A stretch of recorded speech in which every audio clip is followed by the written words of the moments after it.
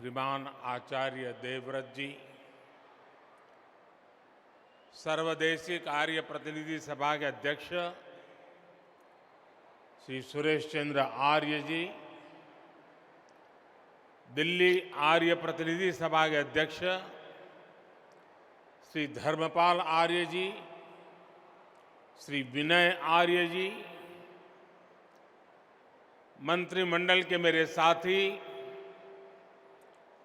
जी किशन रेड्डी जी, मीनाक्षी लेखी जी, अर्जुन राम मेघवाल जी, सभी प्रतिनिधिगण, उपस्थित भाई और बहनों, महर्षि दयानंद जी की 200वीं जन्म जयंती का यह अवसर ऐतिहासिक है और भविष्य के इतिहास को निर्मित करने का अवसर भी है।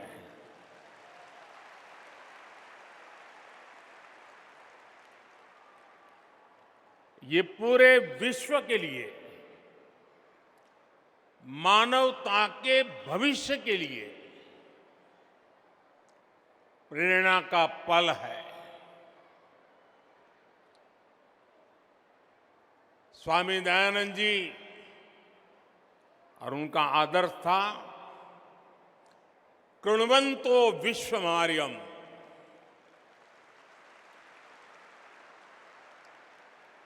अर्थात हम पूरे विश्व को श्रेष्ठ बनाएं,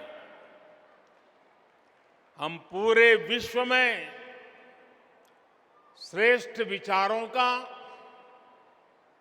मानवीय आदर्शों का संचार करें। इसलिए 21वीं सदी में आज जब विश्व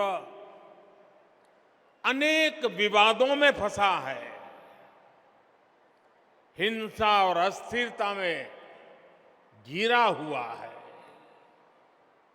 तब महर्षि दयानंद सरस्वती जी का दिखाया मार्ग करोड़ों लोगों में आशा का संचार करता है।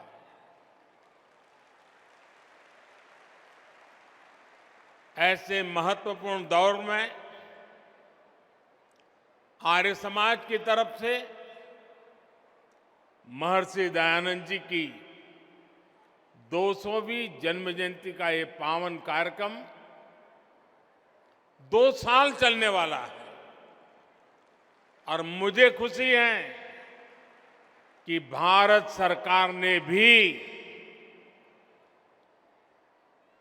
इस महोत्सव को मनाने का निर्णय किया है।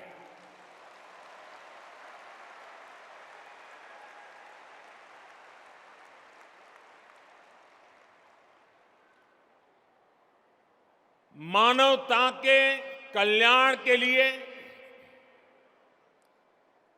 ये जो एक अविरत साधना चली है, एक यज्ञ चला है।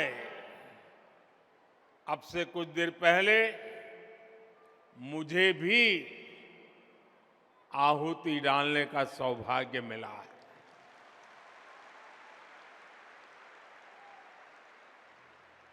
अभी आचार्य जी बता रहे थे, ये मेरा सौभाग्य है कि जिस पवित्र धरती पर महर्षि दयानंद सरस्वती जी ने जन्म लिया, उस धरती पर मुझे भी जन्म लेने का सौभाग्य मिला।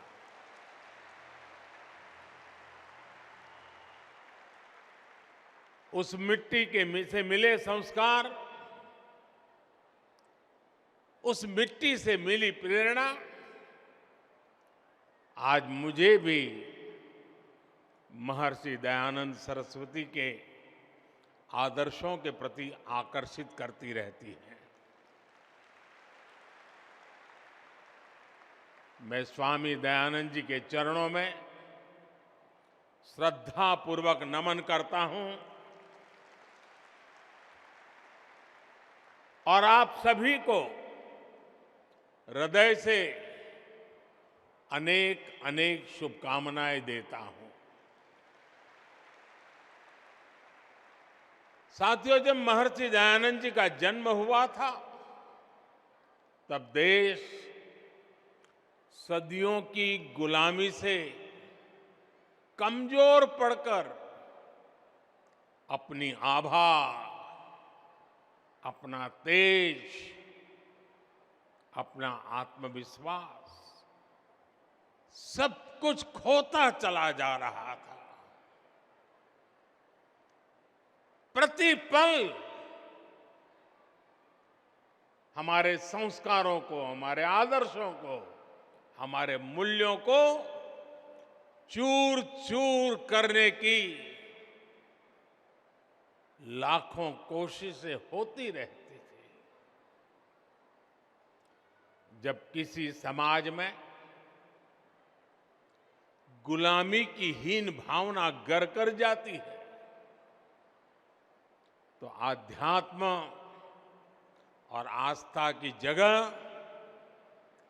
आडंबर आना स्वाभाविक हो जाता है। मनुष्य के भी जीवन में देखते हैं,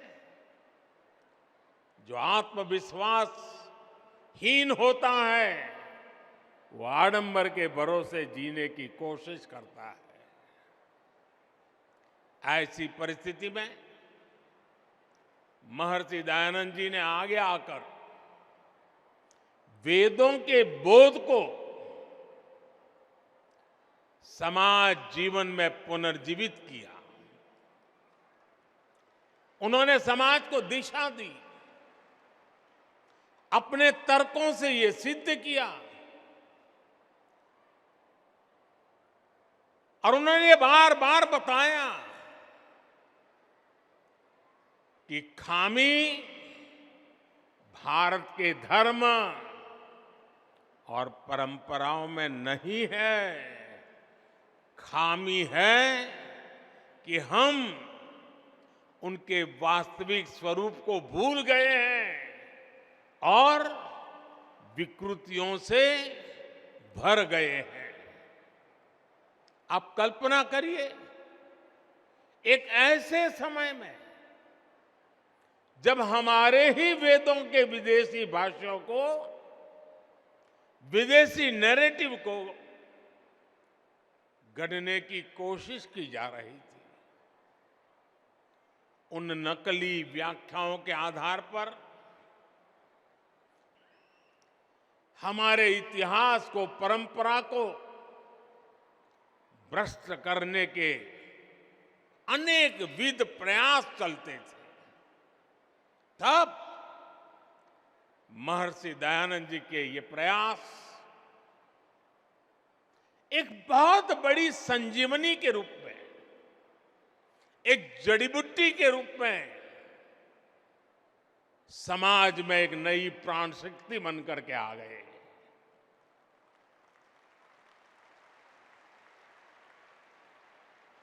महर्षि जी ने सामाजिक भेदभाव, ऊंच नीच, छुआछूत ऐसी समाज में घर कर गई अनेक विकृतियां, अनेक बुराइयों के खिलाफ एक सशक्त अभियान चलाया। आप कल्पना कीजिए, आज भी समाज की किसी बुराई की तरफ कुछ कहना है, अगर मैं भी कभी कहता हूं कि भाई कर्तव्य पथ पर चलना ही होगा, तो कुछ लोग मुझे डांटते हैं कि आप कर्तव्य की बात करते हो, अधिकार की बात नहीं करते हो। अगर 21वीं सदी में मेरा ये हाल है तो 150 पौने 200 साल पहले महर्षि जी को समाज को रास्ता दिखाने में कितनी दिक्कतें आई होगी।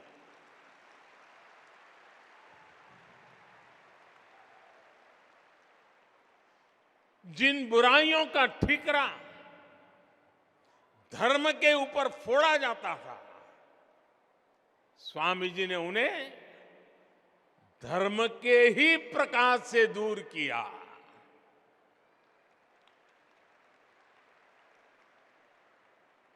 और महात्मा गांधी जी ने एक बहुत बड़ी बात बताई थी और बड़े गर्व के साथ बताई थी। महात्मा गांधी जी ने कहा था कि हमारे समाज को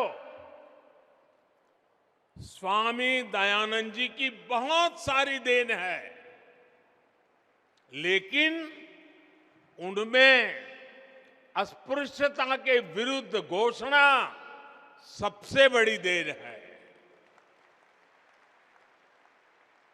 महिलाओं को लेकर भी समाज में जो रूढ़ियां पनप गई थी, महर्षि दयानंद जी उनके खिलाफ भी एक तार्किक और प्रभावी आवाज बनकर के उभरे।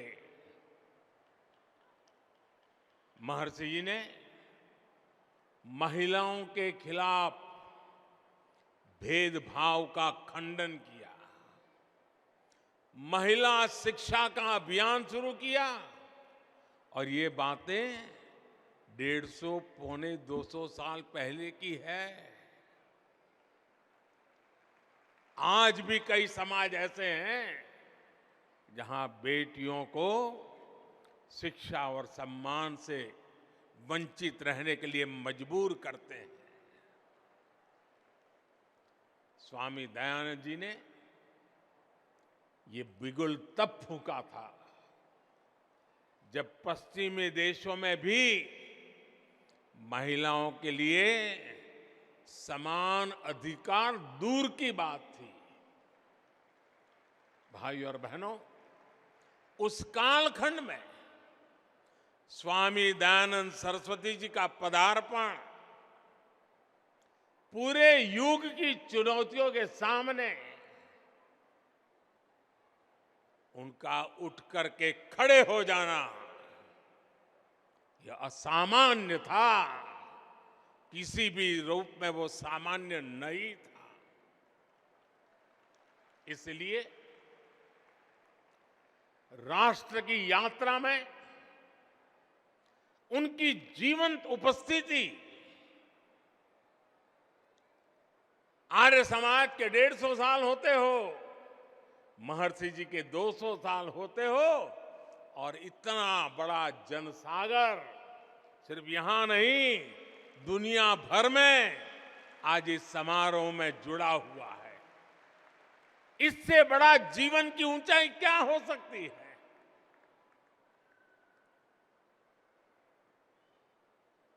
जीवन जिस प्रकार से दौड़ रहा है, मृत्यु के 2 साल 10 साल के बाद भी जिंदा रहना असंभव होता है। 200 साल के बावजूद भी आज महर्षि जी हमारे बीच में हैं।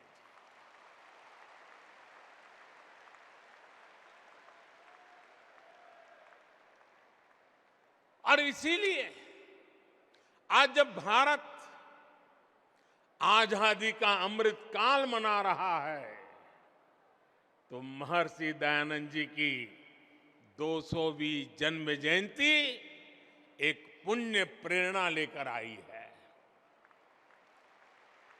महर्षि जी ने जो मंत्र तब दिए थे, समाज के लिए जो सपने देखे थे, देश आज उन पर पूरे विश्वास के साथ आगे बढ़ रहा है।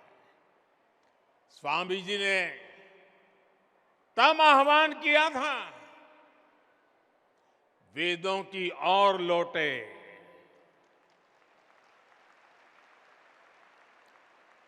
आज देश अत्यंत स्वाभिमान के साथ अपनी विरासत पर गर्व का आह्वान कर रहा है। आज देश पूरे आत्मविश्वास के साथ कह रहा है कि हम देश में आधुनिकता लाने के साथ ही अपनी परंपराओं को भी समृद्ध करेंगे।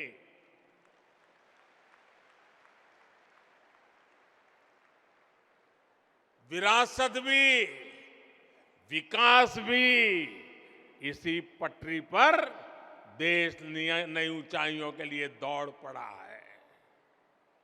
साथियों, आमतौर पर दुनिया में जब धर्म की बात होती है तो उसका दायरा केवल पूजा पाठ, आस्था और उपासना, उसकी रीत रस्म, उसकी पद्धतियां, उसी तक सीमित माना जाता है।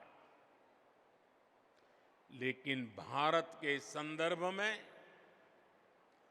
धर्म के अर्थ और निहितार्थ एकदम अलग है।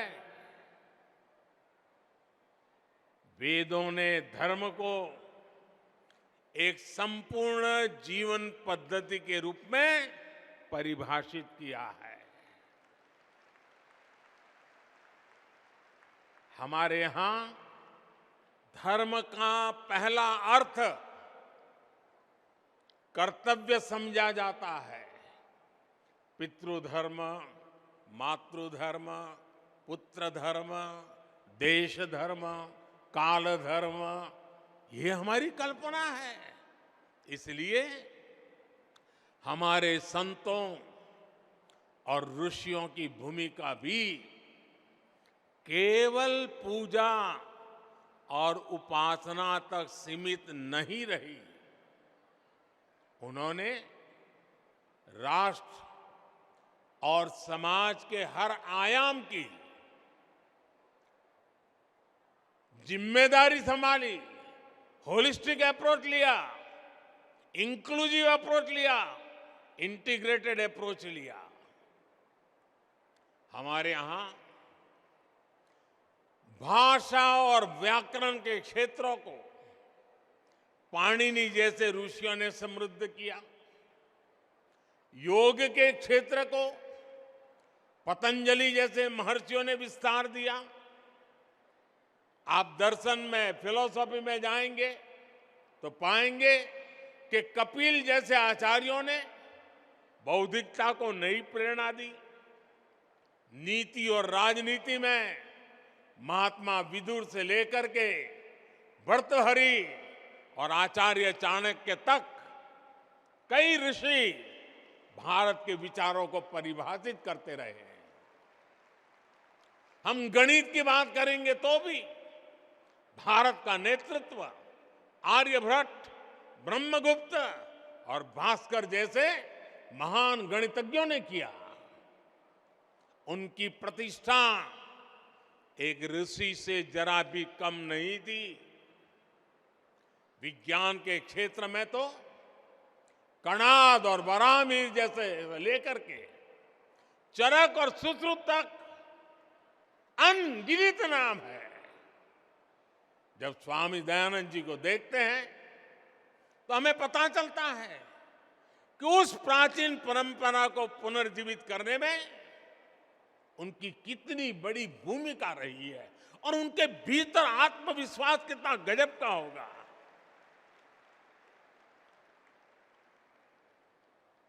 भाइयों और बहनों, स्वामी दयानंद सरस्वती जी ने अपने जीवन में केवल एक मार्ग ही नहीं बनाया, बल्कि उन्होंने अनेक अलग अलग संस्थाओं, संस्थागत व्यवस्थाओं का भी सृजन किया। और मैं कहूंगा कि ऋषि जी अपने जीवन काल में क्रांतिकारी विचारों को लेकर के चले, उसको जिए, लोगों को जीने के लिए प्रेरित किया। लेकिन उन्होंने हर विचार को व्यवस्था के साथ जोड़ा, इंस्टीट्यूशनलाइज किया और संस्थानों को जन्म दिया। ये संस्थाएं दशकों से अलग अलग क्षेत्रों में कई बड़े सकारात्मक काम कर रही है। परोपकारिणी सभा की स्थापना तो महर्षि जी ने खुद ने की थी। ये संस्था आज भी प्रकाशन और गुरुकुलों के माध्यम से वैदिक परंपरा को आगे बढ़ा रही है। कुरुक्षेत्र गुरुकुल हो, स्वामी श्रद्धानंद ट्रस्ट हो, यंग महर्षि दयानंद सरस्वती ट्रस्ट हो, इन संस्थानों ने राष्ट्र के लिए समर्पित कितने ही युवाओं को गढ़ा है। इसी तरह स्वामी दयानंद जी से प्रेरित विभिन्न संस्थाएं गरीब बच्चों की सेवा के लिए, उनके भविष्य के लिए सेवा भाव से काम कर रही है। और ये हमारे संस्कार है, हमारी परंपरा है। मुझे याद है, अभी जब हम टीवी पर तुर्की के भूकंप के दृश्य देखते हैं तो बेचैन हो जाते हैं, पीड़ा होती है।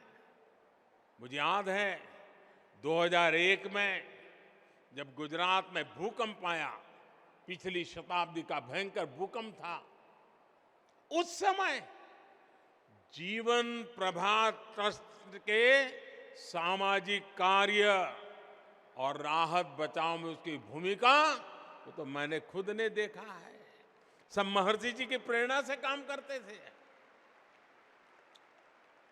जो बीज स्वामी जी ने रोपा था वो आज विशाल वट वृक्ष के रूप में आज पूरी मानवता को छाया दे रहा है। साथियों, आजादी के अमृत काल में आज देश उन सुधारों का साक्षी बन रहा है जो स्वामी दयानंद जी की भी प्राथमिकताओं में था। आज हम देश में बिना भेदभाव के नीतियों और प्रयासों को आगे बढ़ते देख रहे हैं।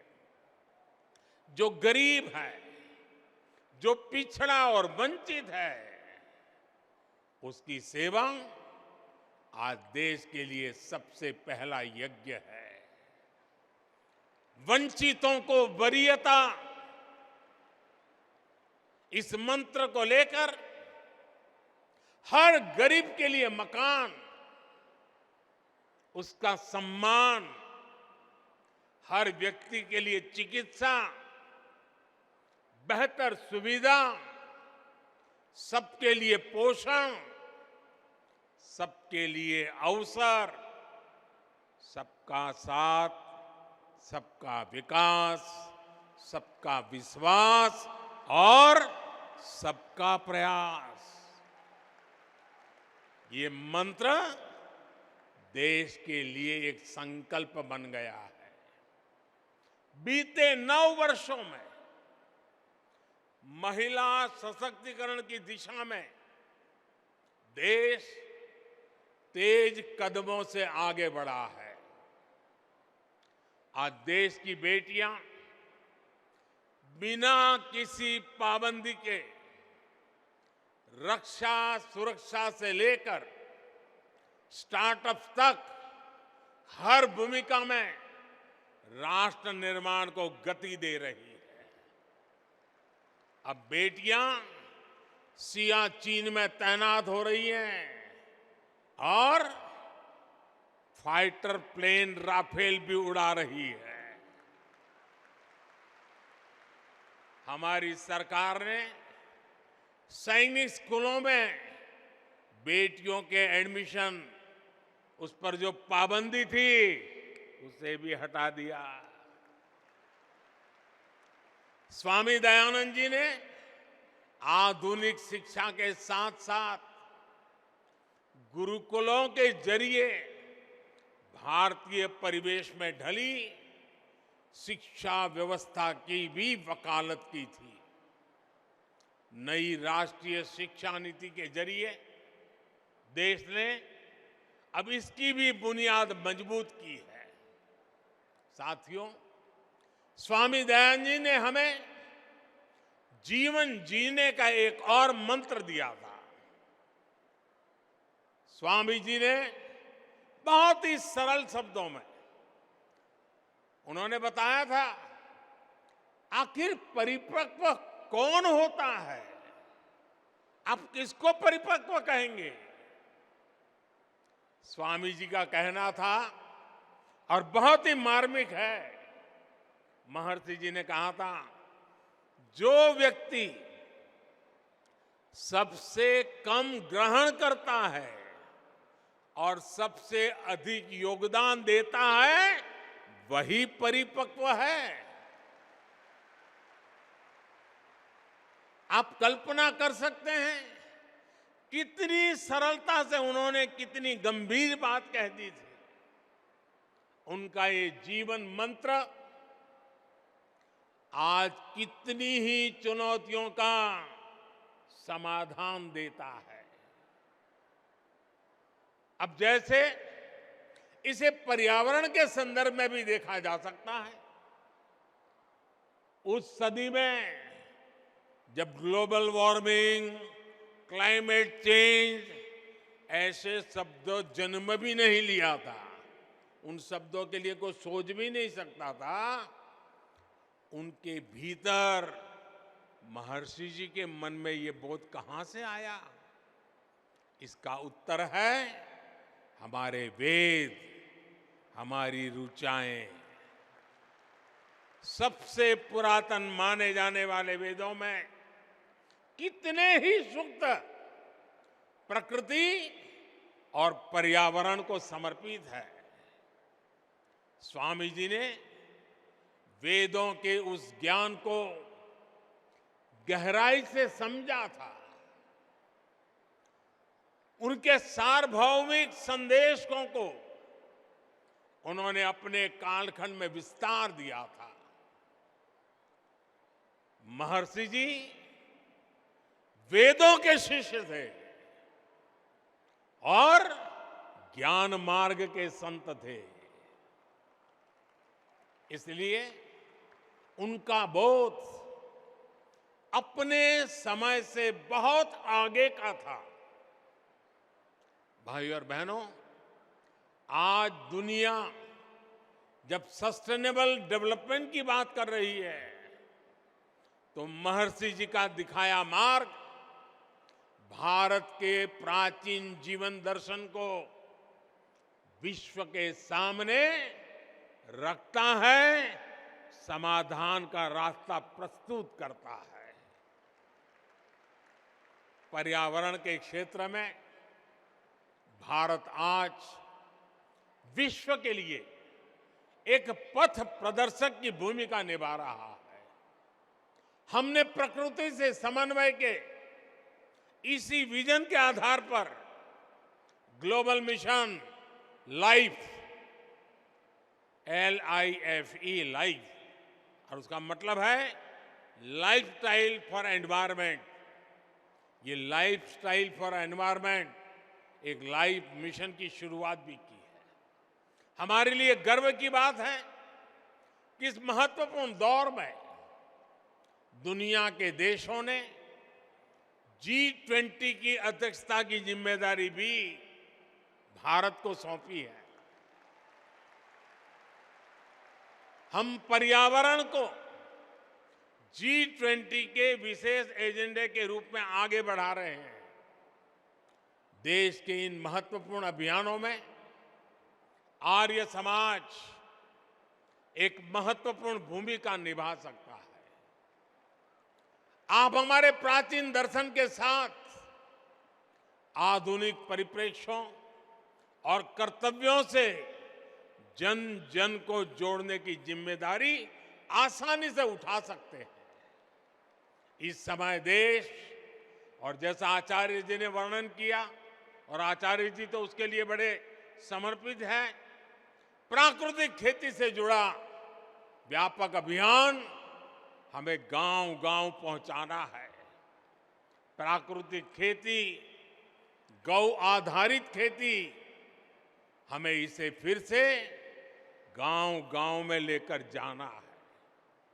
मैं चाहूंगा कि आर्य समाज के यज्ञों में एक आहुति इस संकल्प के लिए भी डाली जाए। ऐसा ही एक और वैश्विक आह्वान भारत ने मिलेट्स,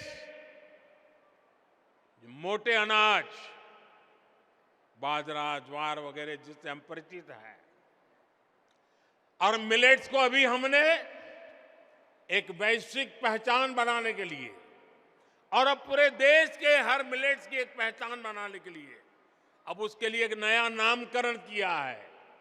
हमने कहा है मिलेट्स को श्री अन्न।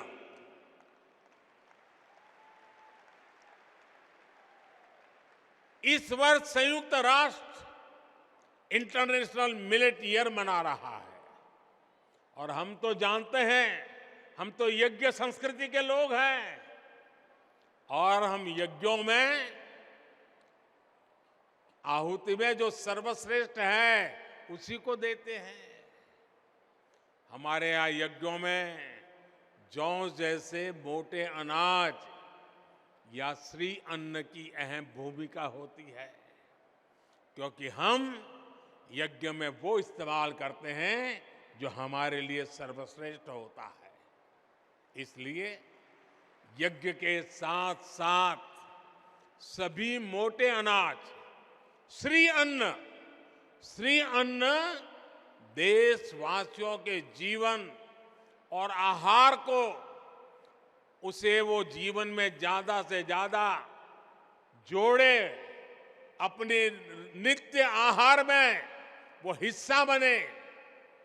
इसके लिए हमें नई पीढ़ी को भी जागरूक करना चाहिए और आप इस काम को आसानी से कर सकते हैं। भाई और बहनों, स्वामी दयानंद जी के व्यक्तित्व से भी हमें बहुत कुछ सीखने को मिलता है। उन्होंने कितने ही स्वतंत्रता सेनानियों के भीतर राष्ट्र प्रेम की लौ जलाई थी। कहते हैं एक अंग्रेज अफसर उनसे मिलने आया और उनसे कहा कि भारत में अंग्रेजी राज के सदैव बने रहने की प्रार्थना करें। स्वामी जी का निर्भीक जवाब था, आंख में आंख मिलाकर के अंग्रेज अफसर को कह दिया था, स्वाधीनता मेरी आत्मा और भारतवर्ष की आवाज है, यही मुझे प्रिय है। मैं विदेशी साम्राज्य के लिए कभी प्रार्थना नहीं कर सकता। अनगिनत महापुरुष लोकमान्य तिलक, नेताजी सुभाष चंद्र बोस, वीर सावरकर, लाला लाजपत राय, लाला हरदयाल, श्यामजी कृष्ण वर्मा, चंद्रशेखर आजाद, राम प्रसाद बिस्मिल, लाखों लाख स्वातंत्र सेनानी और क्रांतिकारी महर्षि जी से प्रेरित थे।